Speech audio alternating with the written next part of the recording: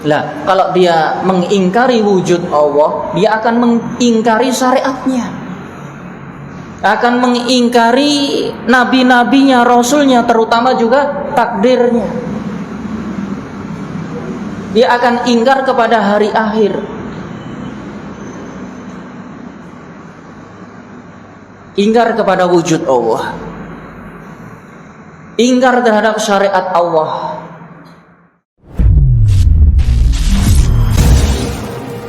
Bismillahirrahmanirrahim. Innal hamdalillah nahmaduhu wa nasta'inuhu wa nastaghfiruhu wa nastahdihi wa na'udzu billahi min syururi anfusina wa min sayyiati a'malina. May yahdihillahu fala mudhillalah wa may yudlil fala hadiyalah. Asyhadu an la ilaha illallah wahdahu la syarikalah wa asyhadu anna Muhammadan abduhu wa rasuluhu la nabiyya ba'dah. Allahumma shalli wa sallim wa barik ala nabiyyina Muhammadin wa ala alihi wa ashabihi wa man tamassaka bihadyihi ila yaumiddin, amma ba'd. Ikhwani fillah rahimani wa rahimakumullah. Alhamdulillah, segala puji hanya milik Allah yang telah memberikan limpahan hidayah, nikmat, karunia hingga pada kesempatan yang bahagia ini kita bisa melanjutkan kajian tafsir kita pada surat Al-Baqarah ayat ke-28, di mana Allah Subhanahu wa taala berfirman, "Kaifa takfuruna billah wa kuntum amwata fa ahyaakum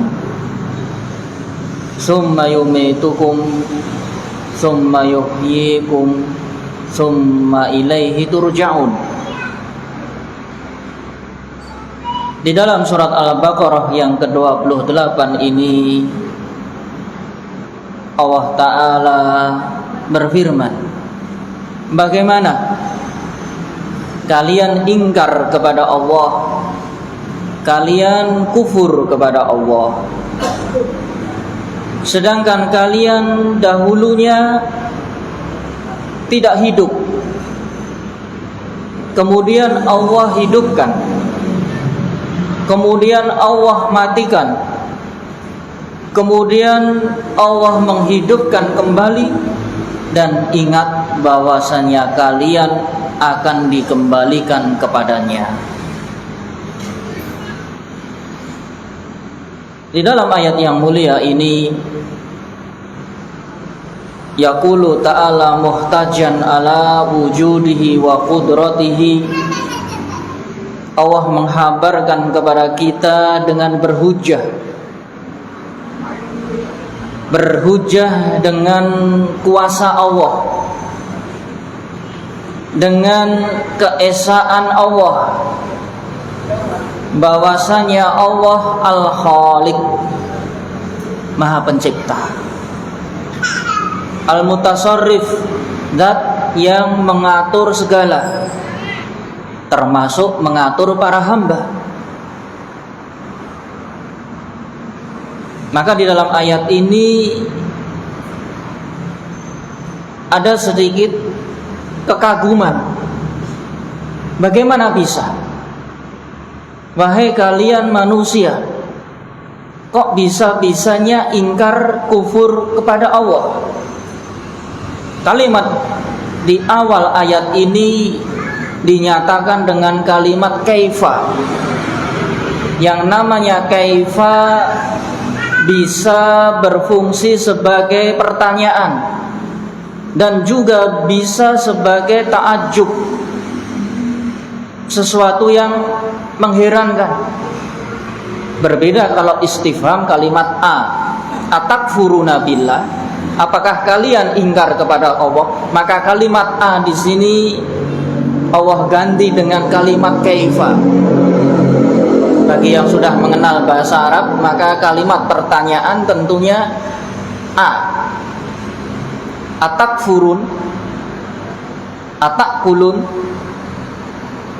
atanamun, apakah, ya, kalimat istifhamiyah, ya, yang artinya murni pertanyaan. Namun Allah ubah dengan kalimat kaifa. Yang namanya kaifa di dalam bahasa Arab, kalaupun bertanya keadaan. Namun ayat ini bukanlah pertanyaan yang membutuhkan jawaban, karena semua tahu ini bukan pertanyaan dari Allah. Tapi sesuatu yang mengherankan, yang harus diungkit, yang harus disingkap, yang harus diperjelas. Bagaimana kalian kufur kepada Allah, sedangkan kalian dahulu tidak ada, tidak bercokol di muka bumi ini, belum lahir. Kemudian Allah ciptakan, kaifa takfuruna billahi wa kuntumu amwatan fa ahyaakumu summa yumitukumu summa yuhyikumu summa ilaihi turja'un. Bagaimana kalian ingkar akan keesaan Allah? Bagaimana kalian kufur terhadap takdir Allah, kuasa Allah, wujud Allah, dan kalian menyembah kepada selain Allah? Ini yang menjadi pertanyaan. Kenapa bisa? Padahal Allah yang mencipta, kemudian Allah nantinya akan mematikan, kemudian akan dihidupkan kembali untuk dipertanggungjawabkan. Wa kuntum amwatan fa ahyaakum. Padahal dahulu kalian tidak hidup, kemudian Allah hidupkan. Manusia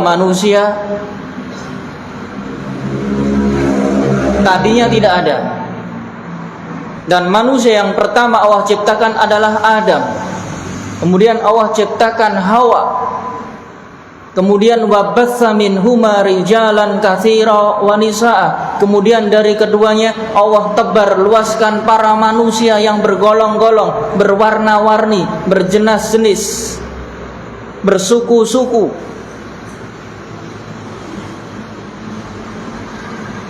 Waqad kuntum adaman, yang dahulu kalian tidak ada.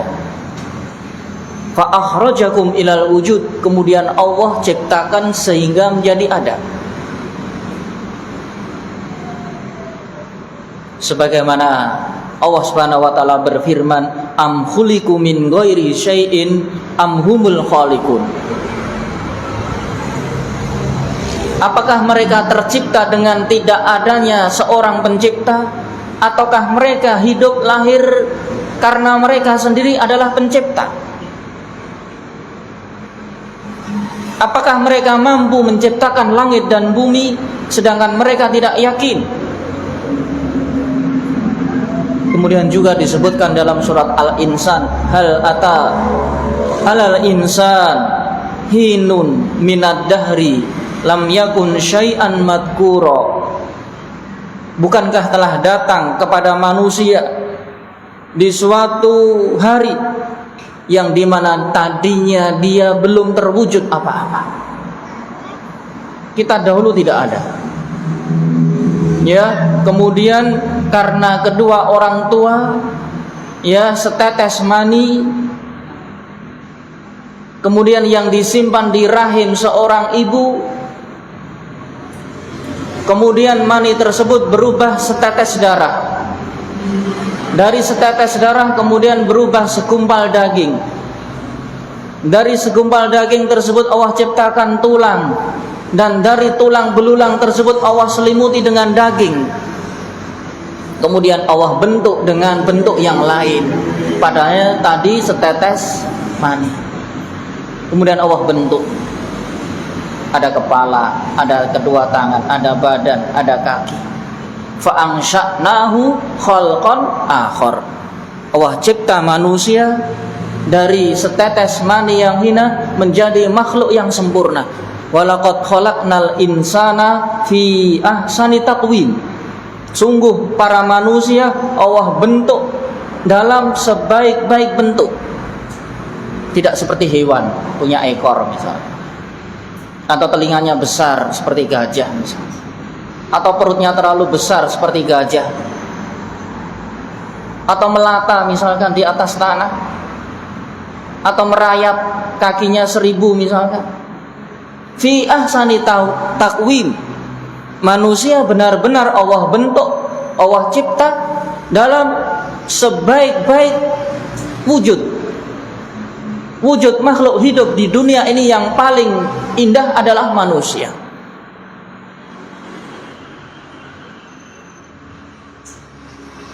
Ketika dibandingkan dengan malaikat, maka penciptaan manusia lebih utama. Bahkan malaikat diperintahkan untuk sujud kepada Adam.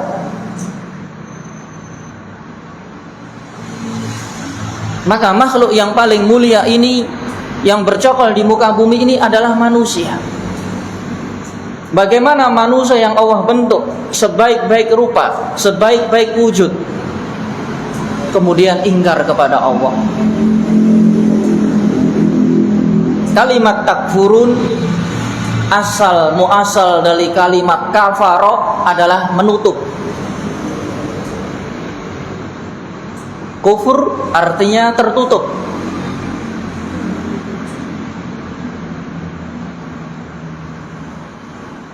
Maka orang yang hatinya tertutup dari keimanan dan tidak mau menerima iman, itu adalah kufur. Sedangkan kufur secara istilah adalah ingkar kepada Allah Subhanahu wa taala dengan berbagai sifatnya. Dengan tidak beriman.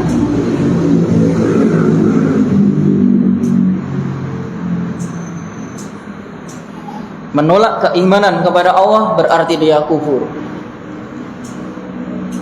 Dan yang dimaksud kufur di sini bukan hanya ingkar kepada Allah, ingkar kepada Allah, ingkar kepada malaikat, ingkar kepada rasul, ingkar kepada hari akhir, ingkar kepada takdir.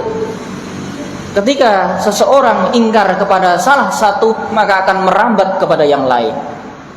Jika dia ingkar kepada Allah, mengingkari wujud Allah, Allah tidak ada. Tolong sebutkan di alam ayat Al-Quran menunjukkan Allah itu ada misalnya. Lah, kalau dia mengingkari wujud Allah, dia akan mengingkari syariatnya, akan mengingkari nabi-nabinya, rasulnya, terutama juga takdirnya. Dia akan ingkar kepada hari akhir, ingkar kepada wujud Allah, ingkar terhadap syariat Allah, ingkar terhadap firman-firman Allah, kalamullah, kitab-kitab Allah, bahwasanya Allah telah menurunkan kitab-kitab sebagai pedoman Nabi di saat itu. Dan kitab-kitab tersebut telah ditutup, disempurnakan dengan Al-Quran hingga hari kiamat. Kitab yang sempurna, yang di dalamnya obat, yang di dalamnya petunjuk, yang di dalamnya cahaya, yang di dalamnya pedoman hidup. Maka bagaimana kalian ingkar kepada Allah, sedangkan kalian dahulu tidak ada? Ayat ini semisal dengan apa yang Allah sebutkan qalu rabbana amattana thnataini wa ahyaitana thnataini fa'tarafna bidunubina.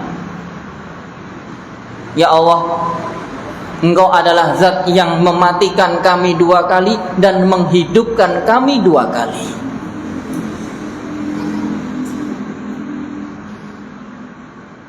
Mati 2 kali, yaitu yang pertama dalam kondisi tidak hidup. Manusia asal usulnya tidak hidup. Kemudian Allah ciptakan, Allah hidupkan. Kemudian setelah hidup, kemudian apabila datang takdirnya akan kematiannya, maka Allah matikan. Mati yang kedua. Setelah mati kemudian menunggu di alam kubur, pada waktunya ditiup sangkakala yang kedua, maka dia akan hidup kembali, hidup yang kedua. Bila sudah hidup 2 kali, dia tidak akan mati selamanya. Ketika penghuni surga memasuki surga, ketika penghuni neraka memasuki neraka, maka yang namanya kematian Allah ubah menjadi seekor domba dan disembelih di hadapan penduduk surga dan neraka. Setelah itu kekal, tidak mati lagi. Yang disiksa di neraka dia tidak akan mati, walaupun kepalanya hancur, walaupun badannya hancur, akan tumbuh kembali, nyawa tidak akan pernah berpisah. Ya kalau sekarang ya kepalanya dipisahkan dari leher, dari badan, akan mati. Tapi ketika kelak di akhirat, bila sudah sempurna, mati 2 kali, hidup 2 kali, tidak ada kematian yang ketiga. Khuludun bila maut. Allah katakan kekekalan yang ada tanpa ada kematian kembali. Karena kematian sudah dikorbankan di hadapan para manusia, sehingga penduduk-penduduk surga yang penuh kenikmatan dia nikmat selamanya, tidak akan pernah mati. Maka sesungguhnya kehidupan manusia yang abadi adalah kehidupan akhirat. Adapun dunia ini adalah sementara. Kita dahulu tidak ada, Allah ciptakan melalui jasa kedua ayah bunda kita. Kemudian dia disusui selama 2 tahun, kemudian diasuh selama 4 tahun, kemudian tumbuh, ya, kemudian remaja, ya, kemudian ya dewasa, kemudian tua, kemudian mati. Umur seseorang digariskan oleh Rasulullah SAW antara 60 dan 70. Kebanyakan seperti itu, walaupun ada yang lebih, bisa sampai 80, bisa sampai 90, bisa sampai 100, tapi jarang. Bisa 110, 120, 130, sangat jarang.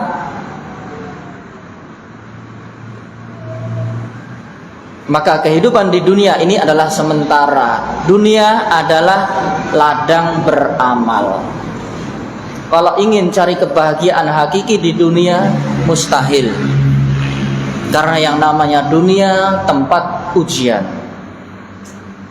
Linabluwakum ayyukum ahsanu amala. Allah menghidupkan manusia ini untuk diuji, untuk dicoba. Dengan cobaan-cobaan tersebut, ada yang cobaan sifatnya baik, ada yang cobaan sifatnya buruk. Wa nabluukum bil khairi wasyarri fitnah. Dan Allah mencoba makhluk hidup dengan kebaikan-kebaikan, harta melimpah, mendapatkan pasangan, mendapatkan rumah yang baik, mendapatkan jabatan, mendapatkan sesuatu yang dirasa menyenangkan. Itu ujian. Di sisi lain Allah juga akan menguji keburukan-keburukan, musibah, kecelakaan, tabrakan, sakit, meninggal. Itu juga ujian.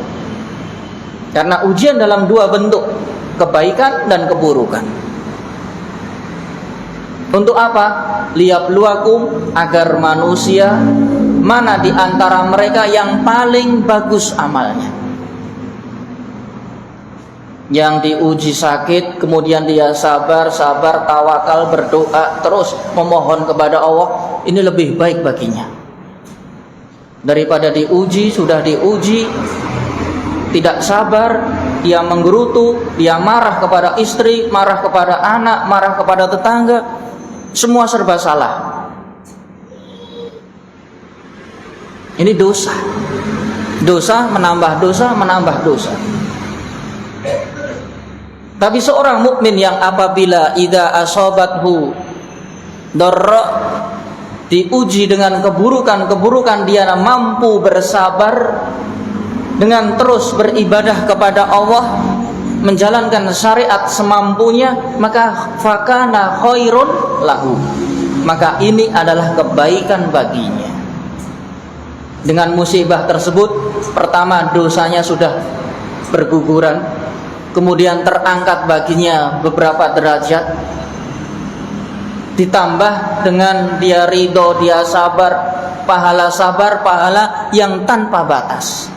Innama yuwaffas sabiruna ajrahum bighairi hisab.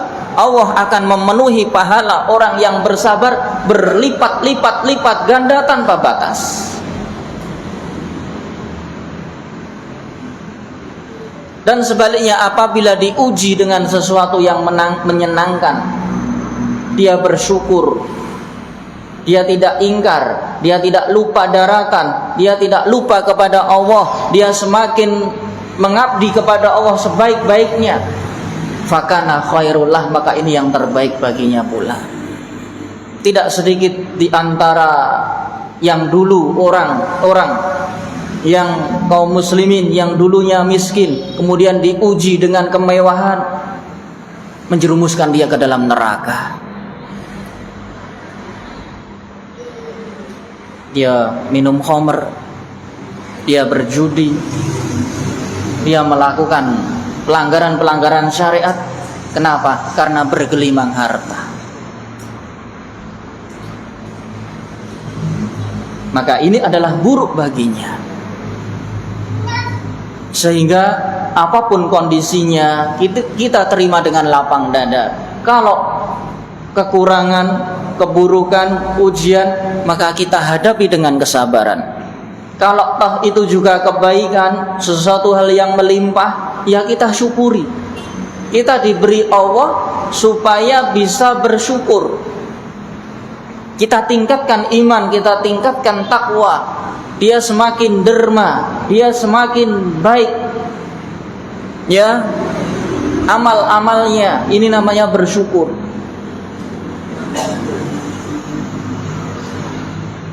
Sehingga yang namanya kematian, dua kematian. Kematian pertama yaitu sebelum manusia hidup, sebelum dia dicipta, dia dalam kondisi mati. Kemudian kematian yang kedua adalah kematian setelah dicipta, kehidupan. Adapun kehidupan yang dua adalah kehidupan yang pertama, kehidupan di dunia ini. Setelah kematian, maka Allah hidupkan dari alam kubur menuju padang mahsyar, menuju kepada kekekalan abadi. Dan tidak ada kematian yang ketiga. Ketika manusia sudah dibangkitkan di alam kubur dan dikumpulkan penduduk surga dengan penduduk surga dan penduduk neraka dengan penduduk neraka, maka Allah berfirman, ya ahlal jannah khuludun bila maut, wahai penduduk surga, kalian akan kekal tanpa ada kematian. Ya ahlan nar khuludun bila maut, wahai penduduk neraka, kalian akan kekal selamanya tanpa ada kematian. Disiksa, hancur tangannya, hancur mulutnya, hancur kepalanya, tumbuh kembali, hancur kembali, tumbuh kembali. Nyawa melekat di tubuh, tidak akan pisah lagi. Sehingga rasa sakitnya terasa seakar-akarnya. Kalau di dunia sakit paling pol mati. Kalau di akhirat sakit luar biasa, dan dia tidak akan mati, sehingga terasa begitu dahsyat azab Allah, siksa Allah. Dia dimasukkan ke dalam bara api neraka, hangus tumbuh kembali, hangus tumbuh kembali, begitu menyakitkan, begitu dahsyat.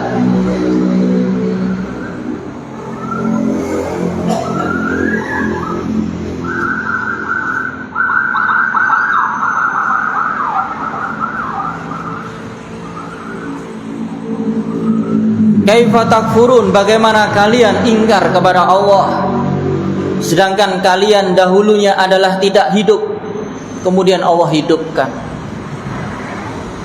Allah menghidupkan dengan nyawa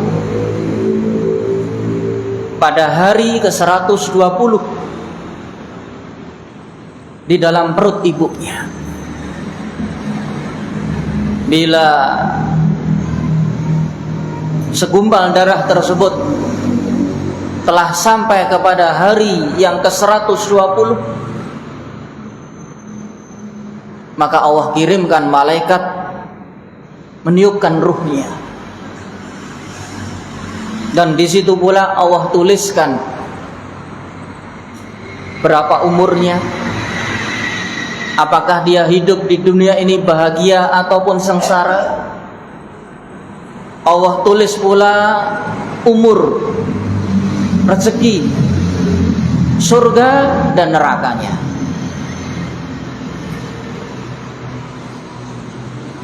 Loh, bagaimana berarti manusia hidup ini sudah tertulis surga nerakanya? Ya. Dan untuk apa kita beramal? Lah, emang kamu tahu surga atau neraka? Kan nggak tahu. Kita semuanya kan tidak tahu apakah kita penghuni surga ataupun penghuni neraka. Maka jangan berhujah, jangan beralasan sudah ditulis sebagai penghuni surga, penghuni neraka. Ya, yang menuliskan Allah melalui malaikatnya. Sedangkan kita sebagai makhluk hidup tidak tahu. Maka jangan beralasan, berhujah dengan sesuatu yang tidak tahu. Yang hanya tahu adalah Allah. Kewajiban kita adalah beramal, dan setiap amal akan memudahkan pelakunya. Kalau dia dimudahkan mengamalkan amalan-amalan ahli surga, insya Allah dia akan masuk surga. Dan apabila dia dimudahkan untuk beramal, melangkah langkah-langkah penduduk neraka, dia akan menjadi penduduk neraka. Ikmalu, kata Rasulullah, beramallah, kullun muyassarun lima khuliqalah. Beramallah, setiap amal akan memudahkan kepada yang telah Allah ciptakan, Allah takdirkan. Kalau kamu takdirnya penghuni neraka, akan mudah beramal amalan-amalan ahli neraka. Dan sebaliknya, kalau kamu ditakdirkan sebagai ahli jannah, Allah akan mudahkan, mudah. Dan tidak jarang pula orang yang beramal amalan ahli surga, hingga antara dia dan surga tinggal hanya sejengkal, kemudian dia beramal amal penduduk neraka, akhirnya ditutup dengan amalan ahli neraka dan dia memasuki neraka. Ini namanya khawatim, akhir kehidupan. Maka orang yang beramal banyak jangan bangga dulu, wah saya punya tabungan banyak nih, gua pasti penduduk surga. Jangan takabur, dan tidak boleh. Bisa jadi di akhir umur ketika sakarat kamu beramal penduduk neraka, ditutup ya dengan amal tersebut hingga dimasukkan neraka. Dan sebaliknya, orang yang berlumur dosa, jangan pernah berkecil hati. Bisa jadi engkau yang setiap umur dari kecil sampai tua dipenuhi dosa, begitu kematian menjemput, antara dia dan neraka hanya satu jengkal, kemudian Allah berikan hidayah, dia beramal amalan ahli surga hingga dia ditutup amalan ahli surga dan dia memasukinya. Seperti orang yang membunuh 99 nyawa, kemudian bertanya, apakah taubat saya diterima? Berkata pendeta tersebut, memberitahu, tidak ada taubat bagimu, dosamu terlalu banyak. Akhirnya digenapkan 100 nyawa. Pergi kepada orang yang berilmu, bertanya, apakah kalau saya bertobat hari ini Allah akan terima taubatku dan aku bisa masuk surga? Dijawab dengan tegas, siapa yang menghalangi dirimu untuk masuk surga? Allah Maha Pengampun, Allah Maha Penerima taubat, sehingga orang itu pun bertobat hari itu. Di paginya taubat, sore harinya dia melangkah, ya, karena diperintahkan kamu hidup di lingkungan yang buruk, maka silahkan pergi hijrah kepada orang-orang yang baik. Begitu perjalanan di sore hari, meninggal dunia. Diberitakan oleh Rasulullah, 2 malaikat penghuni surga, penghuni neraka berselisih. Malaikat penghuni neraka mau menyeret nyawa orang ini ke neraka. Malaikat penghuni surga mau membawa orang ini ke dalam surga. Akhirnya Allah putuskan, ya, mengirim seorang malaikat untuk menghitung lebih dekat mana antara jalan keburukan atau jalan kebaikan. Begitu dihitung per jengkal, hanya selisih 1 jengkal, lebih dekat kepada kebaikan. Subhanallah. Akhirnya dia dibawa ke surga. Ini adalah rahmat Allah. Allah Subhanahu wa taala berfirman, "Qul ya ibadiyalladzina asrafu ala anfusihim la taqnatu mir rahmatillah." Wahai orang-orang yang berlumur dosa, jangan pernah putus asa dari kasih sayang Allah. Innallaha yaghfiru dzunuba jami'a. Sesungguhnya Allah akan mengampuni seluruh dosa apapun bentuknya. Innahu huwal ghafurur rahim. Karena Allah adalah zat yang maha menerima taubat dan mengampuni dosa. Dari sini sehingga orang tidak boleh berkata, beralasan, berhujah dengan tanpa ilmu. Dan perintah Allah, perintah Rasul untuk beramal. Beramal, nanti Allah yang menentukan. Walaupun kita beramal sampai mati pun juga tidak tahu apakah dia penghuni surga atau penghuni neraka. Sehingga di dalam madhab ahlu sunnah tidak boleh memastikan seseorang itu ke surga atau ke neraka, kecuali yang dipastikan oleh Rasulullah SAW, yang diberitahu oleh Allah Subhanahu wa ta'ala. Seperti Rasulullah SAW menyatakan Abu Bakar di surga, Umar di surga, Utsman di surga, Ali di surga, dan 10 orang berikutnya, Zubair, Abdurrahman, Auf. Itu karena Allah telah memberitahu dia di surga. Atau sebaliknya, orang-orang yang Allah vonis masuk neraka misalnya, nah itu baru diyakini dengan pasti. Tapi kalau orang-orang biasa yang tidak ada dalil petunjuk, maka tidak boleh memastikan si fulan pasti masuk surga, tidak boleh. Hanya berdoa semoga Allah melimpahkan surga kepadanya. Berdoa boleh, tapi memastikan tidak boleh. Beda antara memastikan dengan hanya sekedar berdoa, berharap, memohon kepada Allah agar dia dimasukkan ke dalam surga. Kepada sesama kaum muslimin, ia diwajibkan untuk mendoakan. Allahumma gfir lahu warhamhu wa'afihi. Bait, ya, ampuni dia, rahmati dia, luaskan kuburnya, masukkan dalam surganya. Berdoa boleh, tapi memastikan tidak diperbolehkan. kalian tidak ada, kemudian Allah ciptakan di dalam perut-perut ibu kita, di hari ke-120 Allah tiupkan nyawa. Setelah itu lahir. Setelah lahir dewasa, tumbuh. Begitu nikmat karunia-karunia yang melimpah kepada kita. Bayangkan, kita tidak memiliki apa-apa, namun Allah yang memberi rezeki. La haula wala quwata illa billah. Tidak ada kekuatan, tidak ada daya upaya, kecuali semua itu limpahan nikmat Allah. Kita lahir tanpa baju, tanpa celana. Kita lahir dalam kondisi lapar, menangis.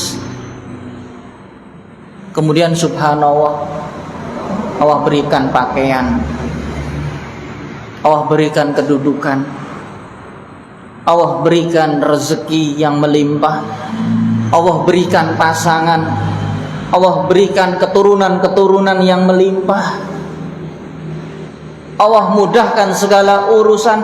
Itu semua karunia dari Allah Subhanahu wa ta'ala. Mengapa manusia bisa ingkar kepada Allah?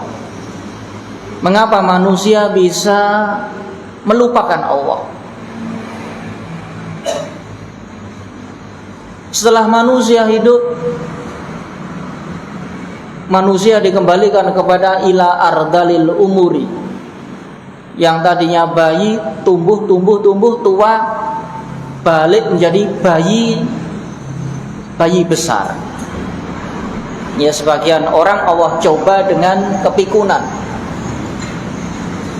tua, penyakit tua.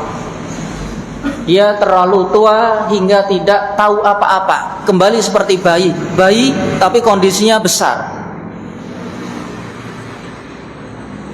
Sudah nggak ingat apa-apa, nggak tahu apa-apa. Ini sebagai ujian dan cobaan. Yuraddu ila ardalil umur. Allah kembalikan dia kepada umur yang paling hina. Sebagaimana bayi hina, ini bayi tapi tua. Dan Nabi SAW berdoa dari masa tua ini. Diajarkan setiap dari doa pagi, petang, sore, ya, untuk tertimpa penyakit ini, penyakit tua. Umurnya masih panjang, namun segala halnya tidak mendukung. Tubuhnya tidak mendukung, akalnya tidak mendukung. Ardalil umur, umur yang paling rendah, umur yang paling hina. Padahal kekayaannya luar biasa, anak-anaknya banyak. Dulu menjabat sebagai pejabat yang paling tinggi di wilayahnya, namun naudzubillah, begitu di masa tua dia menikmati ardalil umur, umur tua. Setelah itu Allah putuskan kematiannya. Dan di dalam kematian terdapat sakarat, rasa sakit yang luar biasa, yang Rasulullah SAW mengajarkan kepada kaum muslimin agar berdoa kepada Allah dari sakitnya kematian. Rasulullah SAW bersabda, innalil mauti sakarat. Sesungguhnya pada kematian itu ada sakaratnya. Sekarat, itu sakarat sudah bahasa kita, bahasa Indonesia. Sekarat, dia sekarat dia. Ngapain? Mau mati. Luar biasa. Yang kecil-kecil, yang teriak-teriak, yang mentolo, yang tubuhnya kaku, dia merasa kesakitan dari seluruh sendi, dari seluruh tubuh. Karena nyawa ini menempel di tubuh kita sudah puluhan tahun, 60 tahun, 70 tahun, menempel. Dari ujung rambut hingga ujung kaki menempel seperti kalau lem itu sangat lengket. Yang ruh yang pertama kali ditiup hingga menempel pada daging tersebut ketika umur 120 hari, begitu dicabut umurnya 67 itu sangat susah. Digambarkan di dalam hadis Barra ibnu Azib, yaitu hadis yang menceritakan kematian, ya, maka datang dua malaikat, kemudian dibantu dengan malaikat-malaikat yang membawa keranda. Kalau dia penduduk surga, dibawakan keranda dari surga. Kalau dia penduduk neraka, dia akan dibawakan keranda dari neraka. Maka orang yang mukmin dijabut dengan mudahnya. Dan Allah berfirman, udkhuli fi ibadi wadkhuli jannati. Pergilah berpindah dari tubuh yang lemah ini menuju kemuliaan Allah, yaitu surganya Allah. Namun kalau orang yang kafir digambarkan oleh Rasulullah SAW seperti duri yang dijabut pada kain yang basah. Ibaratnya duren dilepokke bagore teles, gerete teng cerantal. Maka tubuh yang sudah melekat sekian puluh tahun merasa kesakitan. Lah jangankan nyawa, rambut saja dijabuti di kepala, sakit enggak? Seluruh rambut saja. Rambut kepala, rambut mata, rambut badan, rambut kaki dijabuti satu persatu, sakitnya luar biasa. Bagaimana dengan dijabutnya nyawa? Karena sudah begitu melekat. Maka kesakitan yang luar biasa. Begitu mati, maka dibawa oleh malaikat untuk menghadap Allah Subhanahu wa ta'ala. Ketika langit dunia, langit pertama, ditanya malaikat, siapa ini? Dia seorang mukmin yang beriman kepada Allah. Kemudian lanjut lagi ke langit kedua, langit ketujuh, sampai dihadapan kepada Allah. Dan bila Allah ridho, maka ditempatkan ruh tersebut kepada Illiyin, tempat yang tinggi. Namun kalau arwah tersebut dari seorang yang kafir, maka setiap langit ditolak. Dia mau memasuki langit dunia saja, mau naik ke atasnya diusir. Siapa ini? Ini adalah nyawa fulan kafir. Maka tidak dibukakan. La tufattahu lahum abwabus sama. Disebutkan dalam surat Al-A'raf, orang yang ingkar, orang yang kafir, yang dia kufur kepada Allah, maka sebagai balasannya, begitu nyawanya dijabut oleh malaikat, hendak dihadapkan di hadapan Allah, tidak dibukakan pintu-pintu langit. La tufattahu lahum abwabus sama. Bagaimana kalau mau dihadapkan ke hadapan Allah, langit menolak, penjaganya tidak membukakan. Faka'annama kharra minas sama. Maka di saat itu dilepas nyawa orang tersebut dari langit pertama. Fakharra, maka dia berterbangan, terjun bebas dari langit pertama. Fatahtafuhut thair, yang disambar-sambar oleh burung-burung yang ganas. Dia akan tersiksa nyawanya. Dan ruh tersebut akan berada di Sijjin, tempat yang sangat rendah di bawah bumi. sampai menunggu tiupan sangkakala kedua. Manusia, arwah dan jasadnya berpisah. Jasad bisa jadi hancur, kembali menjadi tanah, namun ada yang tersimpan pada anggota tubuh tersebut akan tetap menjadi kekal. Rasulullah SAW mengatakan adnabul ya, yaitu tulang-tulang ekor yang paling belakang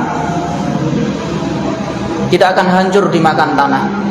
Qad alimna ma tangkusul ardu, dan kami telah mengetahui bagian-bagian mana saja yang akan dimakan bumi dan apa yang Allah jaga. Dalam surat Qaf,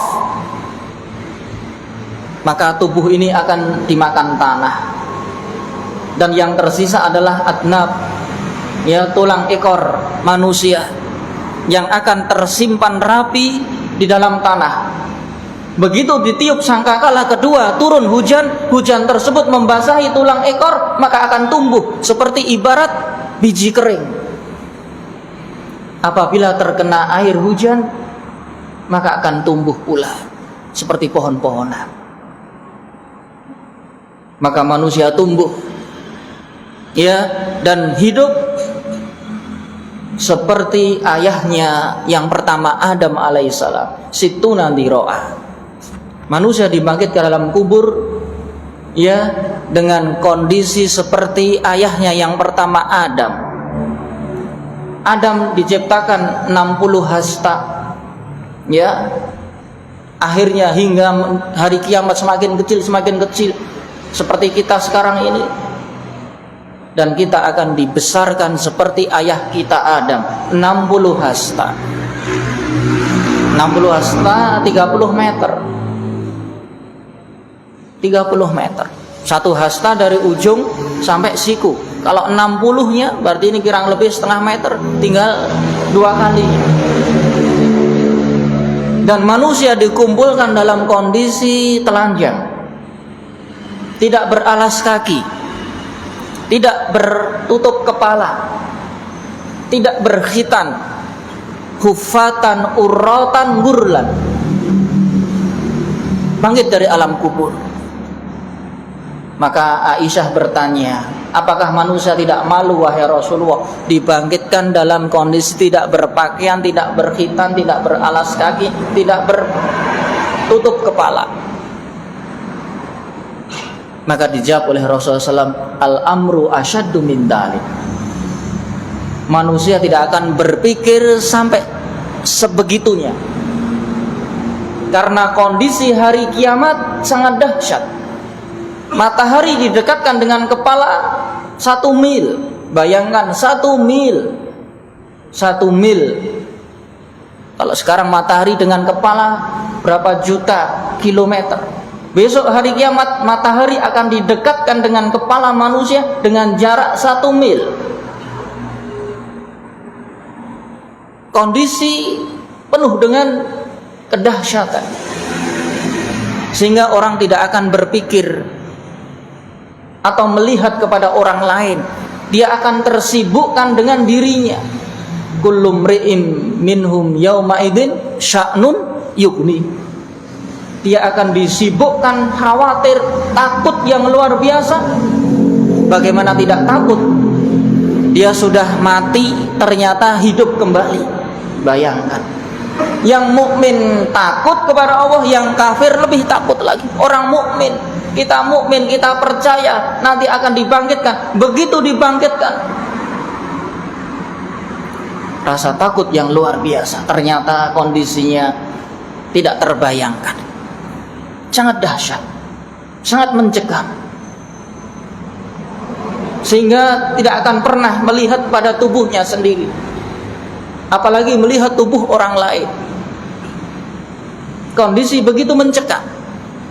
Kalau kondisi huru-hara di dunia saja, perang misalkan, atau gempa misalkan, atau gunung meletus, orang yang di kamar mandi dia begitu mendengar letusan duar gunung, dia akan lari tanpa mengambil pakaian, tanpa mengambil, dia ingin selamat. Itu dari selamat dari gunung meletus, bayangkan. Bagaimana mau selamat dari ketentuan Allah di hari kiamat? Yauma yafirru mar'u min akhi wa ummihi wa abi wa sahibatihi wa bani. Semua manusia akan lari kepada orang yang pernah dikenal. Seorang suami akan lari kepada istrinya, seorang ayah akan lari dari anaknya, karena memiliki banyak-banyak dosa kepada mereka. Sang ayah khianat kepada istrinya, istri juga banyak berkhianat kepada suami, anak juga takut menemui ayahnya, ayah juga takut dengan anaknya. Dia tidak bertanggung jawab dengan sebenar-benar pertanggungan jawab sebagaimana yang Allah kehendaki. Antara saudara dengan saudara yang lain, lari dia. Dia terlalu banyak dosa, hutang tidak dibayar, hak-hak yang tidak ditunaikan. Padahal hari kiamat dia sudah mati, tahu-tahu hidup. Terbelalak mata mereka. Maka begitu manusia dihidupkan dari kematian ini, maka kematian, ya, tidak ada kematian yang ketiga kalinya. Summa ilaihi turja'un, dan kalian kelak, ingat, akan dikembalikan kepada Allah Subhanahu wa ta'ala. Masing-masing akan menghadap Allah. Rasulullah SAW bersabda, setiap dari kalian akan diajak bicara menghadap Allah Subhanahu wa ta'ala. Masing-masing mempertanggungjawabkan amal, kelakuan, amanah hidup yang Allah beri ini. Hidup kita ini adalah pemberian Allah. Apakah kita sudah mengerjakan sesuai perintahnya? Maka akan dipertanggungjawabkan. Rasulullah SAW bersabda, la tazalu qadamu abdin yaumal qiyamah hatta yus'ala min arba.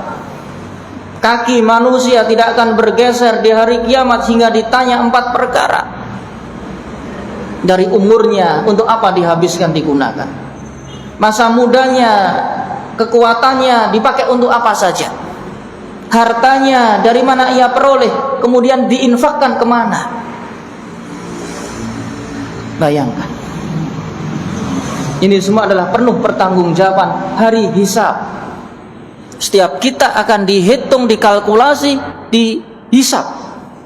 Walaupun kita sudah lupa, catatan tidak akan pernah terlupakan. Karena masing-masing kita memiliki 2 malaikat. Malaikat pencatat kebaikan di sisi kanan, malaikat pencatat keburukan di sisi kiri. Dan ketika hari kiamat akan dilemparkan kepada pemiliknya. Baca amalmu sendiri. Kita disuruh membaca amal yang pernah kita kerjakan. Fa amma man utiya kitabahu wara'a dhahri. Adapun orang yang tidak berani berhadapan dengan malaikat, mengambil buku catatannya dengan tangan kirinya sambil menoleh ke belakang, maka tempatnya orang-orang yang semacam itu adalah di neraka. Jelas dia mengambil kitab saja tidak berani, karena sudah dipastikan dia adalah manusia durjana. Dia manusia yang ingkar kepada Allah. Dia tidak akan mengambil dengan tangan kanannya. Adapun orang-orang yang beriman, dia akan menerima dengan tangan kanannya. Dan dia akan bangga, ha umuqra'u kitabiyah. Ini catatan amalku, silahkan siapa mau membaca, baca. Dia bangga, dia senang, dan dia selamat. Diperintahkan oleh malaikat, udkhuluha bisalam, dzalika yaumul khulud. Masuklah hari ini ke surgamu. Ini adalah hari kekal abadi. Ya silahkan. Ya, mau melangkah kepada jalan-jalan kebaikan, ataukah kita masih terlena dengan kehidupan yang fana ini? Summa ilaihi turja'un, dan kita kelak akan dikembalikan kepada Allah Subhanahu wa ta'ala. Sampai di sini kajian kita tutup. Subhana wa bihamdika asyhadu an la ilaha illa anta astaghfiruka wa atubu ilaih. Assalamualaikum warahmatullahi wabarakatuh.